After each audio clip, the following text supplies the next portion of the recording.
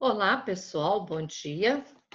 Vamos dar início à nossa aula do dia 13 de novembro, continuando a nossa atividade do final da aula anterior, da aula de terça-feira. Então, veja bem, em aula, nós estávamos fazendo as atividades da página 378 e 379. Então, nós fizemos aí a revisão da página 378, quando a gente fala das migrações interna e externa, e fizemos também essa atividade aqui, a 2, essa aqui, e a 3. Elas foram feitas em sala e eu já fiz a correção. Pedi para vocês fazerem em casa essa aqui, porque você iria retornar ao conteúdo, fazer uma leitura e responder essa questão. Então, agora eu vou comentar com vocês.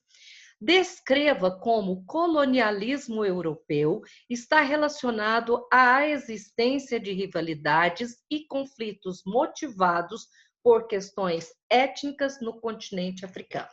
Veja bem, o colonialismo ele resultou na divisão do continente africano pelos europeus.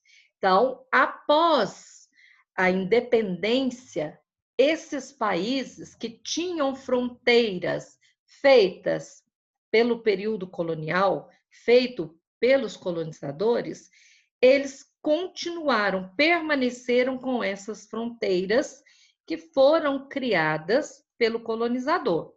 E esse cenário de fronteiras que não levavam em consideração a população que vivia dentro desse país, trouxe problemas do ponto de vista étnico e religioso, estimulando, né, levando aí as rivalidades e, em alguns casos, movimentos separatistas e conflitos baseados em questões religiosas, em questões étnicas, dentro de um mesmo país. Então, o que nós vamos ver como consequência daquele período foi criar fronteiras que não levavam em consideração a cultura, que não levavam em consideração a etnia e a religião. Após independentes, esses países continuam com essas fronteiras que não respeitavam a população, gerando então conflitos hoje em dia. Na página seguinte, também pedi para vocês responderem em casa essa questão aqui. E eu vou fazer a correção agora. Então, a questão número 4 fala: na República Democrática do Congo, a maior parte dos metais explorados sai ilegalmente do país e as milícias rebeldes são acusadas de escravizar populações locais para o trabalho nas minas a céu aberto. A riqueza natural do país se traduz em benefícios para a população local? Escreva um pequeno texto justificando sua resposta. Pessoal, a primeira resposta é não. Então, as riquezas de cada lugar não vai beneficiar as pessoas.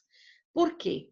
Porque nós estudamos em partes desse capítulo anteriormente que as milícias e que os paramilitares, eles exploram as riquezas de uma forma ilegal, é eles que lucram e uma minoria também que faz parte da elite branca, né?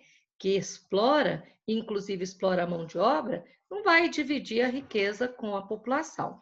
Então, a gente vê o seguinte: não, porque as milícias e os grupos paramilitares, eles exploram as regiões, eles se beneficiam, mas a população em geral não é beneficiada e elas ficam apenas com os problemas da degradação ambiental e muitos deles são sujeitos a trabalho forçado, como no próprio texto o autor coloca aqui, ó, que as milícias rebeldes escravizam, né, as pessoas da região para estar trabalhando. Então, se você voltar na página 373, lê com atenção, você confere tudo que a professora explicou. Essa atividade aqui, nós estávamos fazendo ela em sala, né? Alguns terminaram, outros não. Então, você tem um textozinho aí, uma frase de uma manchete que fala assim, ó: 21 anos após o fim do apartheid, a África do Sul ainda mantém vestígios e costumes dos anos do regime. Que regime? Do apartheid. O que foi o apartheid? Então, relembrando aí, o apartheid foi um conjunto de políticas e medidas de segregação racial, de separação racial, imposta pela minoria branca à população negra da África do Sul. Então, foi um período de segregação, de separação por raça. Os brancos, eles se consideravam superior e eles simplesmente deixava à margem da sociedade a maioria negra. O fim do apartheid significou a igualdade de direitos civis e políticos da população da África do Sul? Explique. Não houve, com o fim do apartheid, igualdades. Então, nós vamos ver que, mesmo com o passar do tempo, os direitos políticos, os direitos civis, não eram considerados pela população. E o que a gente vai ver é que a igualdade de direitos civis e políticos, ela não foi acompanhada por uma distribuição igualitária de renda. A maior parte das riquezas se encontra na mão de uma minoria branca, enquanto a maior parte da população negra vive na situação de pobreza. Então, continua quase que a mesma coisa, só que não é mais oficializada por lei, né? Não existe mais a segregação racial, mas existe, infelizmente, a separação da grande parte pobre e uma minoria rica. Quem foi Nelson Mandela e por qual motivo, ao assumir a presidência, ele defendeu a criação da nação do arco-íris? Então, Nelson Mandela foi o principal líder do movimento pela igualdade racial na África do Sul. Ele se tornou presidente e defendeu a criação de uma nação na qual todas as cores tivessem os mesmos direitos. Por isso, ele queria uma nação que fosse governada por todas as cores. Por isso a palavra nação do arco-íris. Nós temos aqui, finalizando a correção do dia, descreva os principais motivos que vêm intensificando os fluxos migratórios, tanto internos como externos, no continente africano de modo geral. É só você voltar na página anterior que você vai ter aqui a resposta, porque nós temos as migrações da população africana, onde você aprendeu que existe tanto migrações internas dentro do continente africano, como migrações externas, que são para outros lugares do mundo, para outros países. E quais foram os motivos? Então, os fatores causadores dessa migração estão aqui, ó. Podemos citar a busca por melhor qualidade de vida, instabilidade política, conflitos armados e perseguições étnicas. Então, são esses motivos que levam o grande fluxo, né, de migração, de mudança, de saída, principalmente, do continente africano para países como Europa, como Estados Unidos, né, ou outros países vizinhos que têm mais possibilidade de uma qualidade de vida. Então, a pobreza vai estimular esses refugiados que muitas vezes chamamos de refugiados econômicos.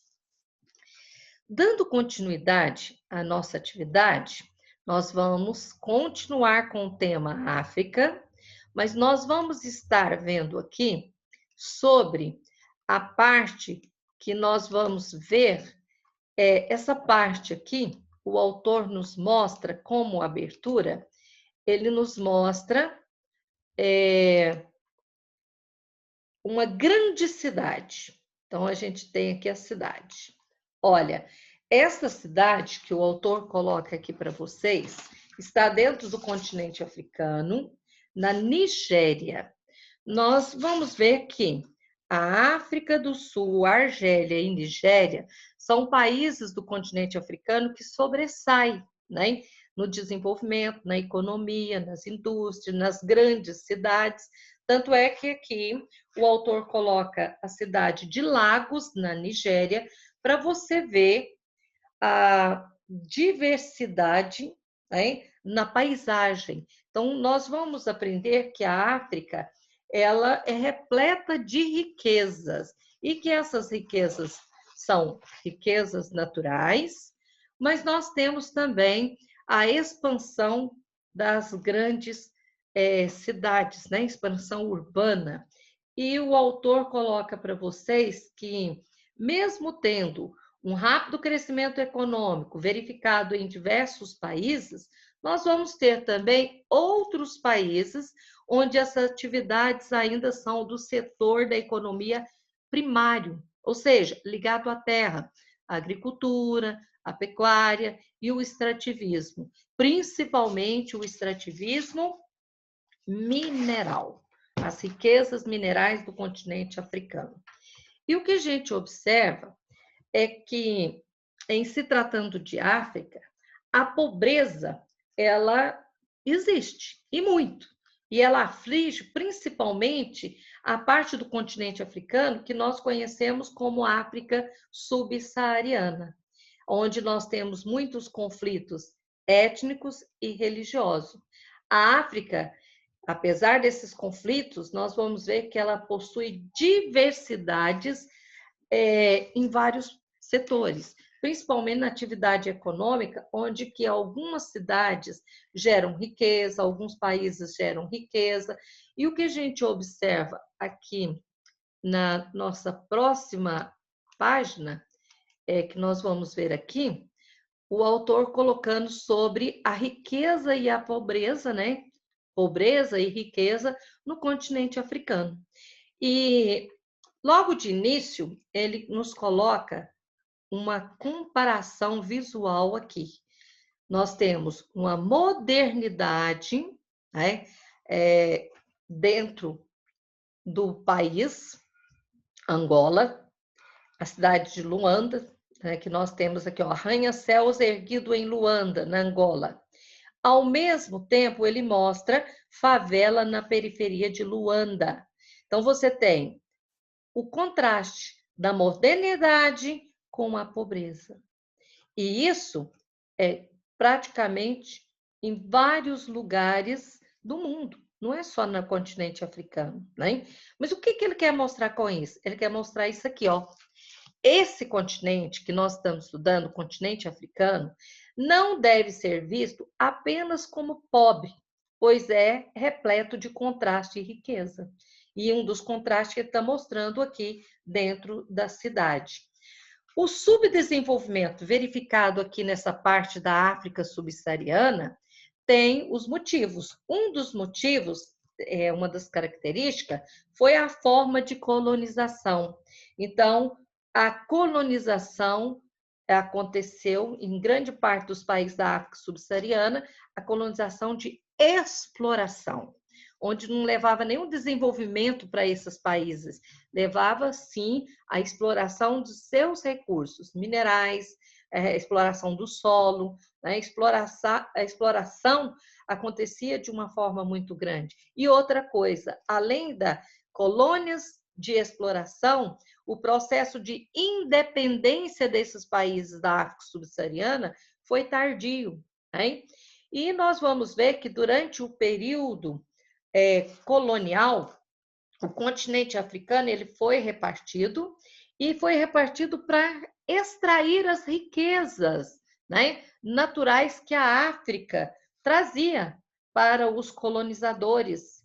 E o que a gente observa também é que boa parte da África apresenta a economia frágil, baseado naquilo que a professora já falou, que é no setor primário da economia. É onde que a gente vai ver mais a exploração da agricultura, da pecuária, sem parques industriais desenvolvidos. E o pouco que eles têm, né, de parques que estão tentando desenvolver parque industrial, eles são muito dependentes dos países industrializados. Né? E o que a gente observa, o autor trazendo aqui problemas que afetam o desenvolvimento dos países da África. Então, os países, eles sofrem rivalidades étnicas em sua população, eles sofrem com a falta de infraestrutura, que são escolas, hospitais, saneamento básico.